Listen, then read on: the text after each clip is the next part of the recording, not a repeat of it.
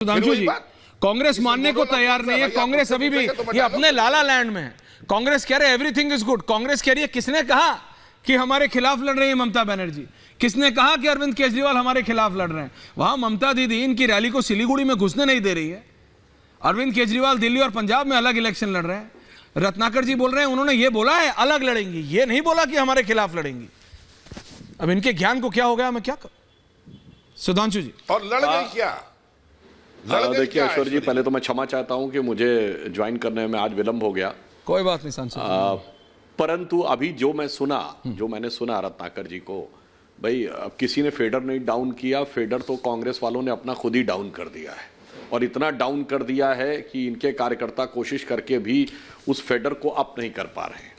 दूसरी बात अगर आप देखें तो इन्होंने अभी कहा, भाई अभी तो कोई औपचारिक तो निर्णय किसी ने किया नहीं है, ना नीतीश कुमार ने कोई अनाउंसमेंट किया, ना जेडीयू में इन्होंने कहा कि वो भाजपा में चले जाएंगे तो पाप धुल जाएंगे। तो कृपया ये वो भी स्पष्ट कर दें कि कौन कौन से पाप हैं उनकी नजर में जो नीतीश कुमार ने किए हैं, जिनके संभावित पापों के धुलने की बात वो यहां पर कह रहे हैं।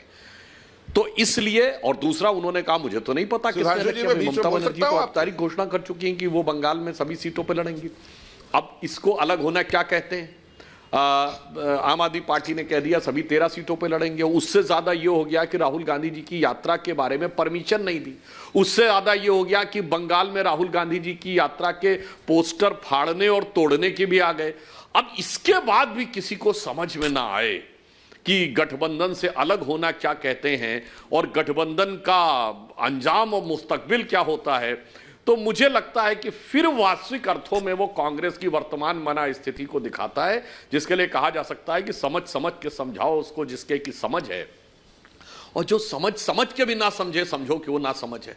अब अगर आंखों देखी मक्खी कोई निगलने को तैयार है, वो कहने नहीं तो सब कुछ ठीक है, तो मुझे लगता है कि उनको इस बारे में विचार करना चाहिए। और ये भी आप एक संयोग देखिए कि भाई यात्रा करते हैं राहुल गांधी जी और उसके बाद कांग्रेस का और बंटाधार हो जाता 3 राज्यों में, जिसमें ये बहुत प्रबल संभावना मानी जा रही थी कि कांग्रेस कम से कम 2 राज्यों में आने की दावेदारी में थी और बड़ा मीडिया में और सब जगह था। हम लोग तो आश्वस्त थे कि हम आ रहे हैं। और उसके बाद आप जब से चले पूरब से पश्चिम की ओर, तो एक भैया पूरब में सबसे बड़ी एलाई थी ममता जी, उनके साथ ये हो गया। अब जिस ढंग की शब्दावली का हो रहा है, भाई डेरेक ओब्रायन का बयान आ गया कि अधीर रंजन चौधरी जी की वजह से गठबंधन टूट रहा है। टीएमसी को मिले, बात भी आपको नहीं समझ में आ रहा है। और इससे ज्यादा क्या हो सकता है कि बसपा ने स्पष्ट बोल दिया। मतलब आप देखिए उत्तर प्रदेश, पंजाब और बंगाल बहुत साफ साफ दिख गया। बिल्कुल। इसके बावजूद आपको समझ में नहीं आ रहा है। तो भाई मैं तो सिर्फ ये कहना चाहूंगा कि इनकी स्थिति वो हो गई है कि इस दिल के टुकड़े 1000 हुए, कोई यहां गिरा कोई वहां गिरा। एक जमाने में एक पुराना गीत था ना ऐश्वर्य जी, वो लाइन इस समय इन गठबंधन पे बिल्कुल फिट बैठती है। देखी जमाने की यारी, बिछड़े सभी बारी बारी। और कारण, अब मैं एक आधार भी बात भी कह देता हूं, भारत का इतिहास गवाह है, जब जब नकारात्मक आधार पर कोई गठबंधन बना है उसकी परिणति यही हुई है। मैं 1977 में हम सबसे बड़े घटक दल थे जनता पार्टी में, और जबकि उस समय देश दुर्दांत दमन जो था आपातकाल का उसको झेल रहा था, इसके बावजूद वो 2 साल में टूट गया। मान्यवर सकारात्मक गठबंधन एक ही था जिसने अपना कार्यकाल पूरा किया, अटल बिहारी वाजपेयी जी के नेतृत्व में एनडीए ने, और उसके बाद स्पष्ट बहुमत होने के बावजूद मोदी जी के नेतृत्व में हमने 2 बार सभी को साथ में रख के कार्यकाल किया। और जब जब गलत तरीके से कोई दूसरी तरफ गया है, शिवसेना को देख लीजिए, अकाली दल को देख लीजिए, देखिए क्या गति और स्थिति हुई है। इसलिए एक तरफ है भरोसे का गठबंधन मोदी जी के नेतृत्व में एनडीए का, दूसरी तरफ है भ्रम का गठबंधन पता नहीं किसके नेतृत्व में तथाकथित इंडिया का। ओके, संजय सरकार, संजय दादा, टीएमसी, मनोज सिंह काका जी आ रहा हूं, क्योंकि आपके नेता ने अभी तक निर्णय नहीं लिया, लेकिन संजय दादा के नेत्री ने तो निर्णय ले लिया है। संजय दादा, आप अभी कांग्रेस के साथ तो नहीं लड़ रहे हैं ना, तो कांग्रेस के खिलाफ ही लड़ रहे हैं। जरा रत्नाकर जी को क्लियर कर दीजिए कि अधीर रंजन चौधरी दीदी के बारे में क्या क्या बोलते हैं, अपने नेता को नहीं रोक पाते। संजय दादा, देखिए आज रिपब्लिक डे है, हैप्पी रिपब्लिक डे आपको, हर पैनलिस्ट लोग को। और जो स्वतंत्रता सेनानी के चलते आज हम यहाँ बैठ के कर रहे हैं, जो शहीद हुए हैं उसको कोटि कोटि प्रणाम मेरे तरफ से, और सबको, देशवासियों को भी। तो मैं एक चीज बोलने चाहते हैं अधीर रंजन चौधरी को बारे में, कल भी आपको चैनल में हम बोल चुके हैं, आज भी बोल रहे हैं। देखिए, अगर आपको अलायंस में हम रहेंगे, आप मेरे बात सुनने का बहुत जरूरी है, नहीं सुनेंगे। आप क्या कर रहे हैं, बंगाल में भारतीय जनता पार्टी को साथ में आप दोस्ती हैं और दिल्ली में आप कुश्ती कर रहे हैं। दिल्ली को खिलाफ आप यहां पर बयान दे रहे हैं, आप बोल रहे हैं भ्रष्टाचार। अगर भ्रष्टाचार है तो प्रियंका गांधी को क्यों बुलाया था, क्यों राहुल जी को बुलाया था, क्यों सोनिया गांधी को बुलाया था, क्यों अशोक गहलोत जी को, क्यों आपको ये बघेल जी को बुला रहे हैं? अगर तो भी तो भ्रष्टाचार में शामिल है। आप इस तरफ से बयान देंगे और आपको साथ हमको एडजस्ट करने पड़ेंगे।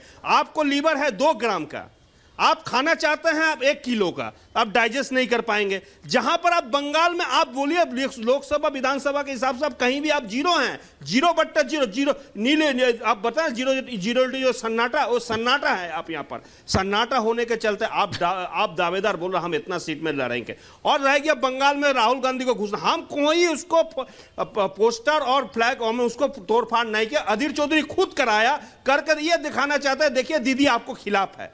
ये तो करते जा रहे हैं, ये तो अधीर सुधांशु जी आ रहा हूं इसके बाद, लेकिन एक जरा कांग्रेस क्लैरिटी दीजिए। पंकज जी समझ रहे हैं आप? समझ गया संजय दादा। पंकज जी समझ रहे हैं आप? दिक्कत ये है टीएमसी, और इस समय बीजेपी की बात नहीं है ये, टीएमसी फॉर अ मिनट चाहती थी कि अलायंस हो जाए, लेकिन कुछ नेता हैं कांग्रेस में जो कि हेलबेंट थे कि ये होना नहीं चाहिए। और मनोज सिंह काका के नेता से भी दीदी ने बात की है, और सिर्फ अरविंद केजरीवाल से नहीं। तो कांग्रेस अलग थलग इसलिए पड़ रही है। रत्नाकर जी आप समझे ना, वो 2 ग्राम का लिवर लिए चल रहे हैं, लिवर 30 सेकंड और खा रहे हैं 2-2 किलो, कैसे चलेगा रत्नाकर जी? लेकिन पहले पंकज शर्मा जी से पूछो। पंकज जी संजय दादा वापस आ रहा हूं। संजय पंकज शर्मा किससे पूछ रहे हैं? Pankaj ji thank you. Sudhanshu ji also on it, thank you.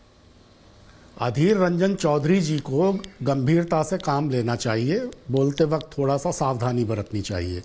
लेकिन टीएमसी के जो नेता हैं जो आपके पैनल पर बैठे हैं उनके समेत, इनको भी ज़रा अपने शब्दों पर, अपनी भाषा पर, अपने आचरण पर गौर करना चाहिए। ये सब कहना कि कांग्रेस की बंगाल में नील बटे सन्नाटा, अरे क्या नील बटे सन्नाटा? कांग्रेस की क्या वहाँ कोई उपस्थिति नहीं है? ये इस गलतफहमी में मत रहिए। क्या है, एक बोर्ड में नहीं है, एक बोर्ड में नहीं है, एक बोर्ड में नहीं है, अब एक पार्षद नहीं है उनको, पंचायत में एक जिला, आपके कहने से कुछ नहीं होता है। पंचायत समिति में आपका कहां पर है? 0/0 है।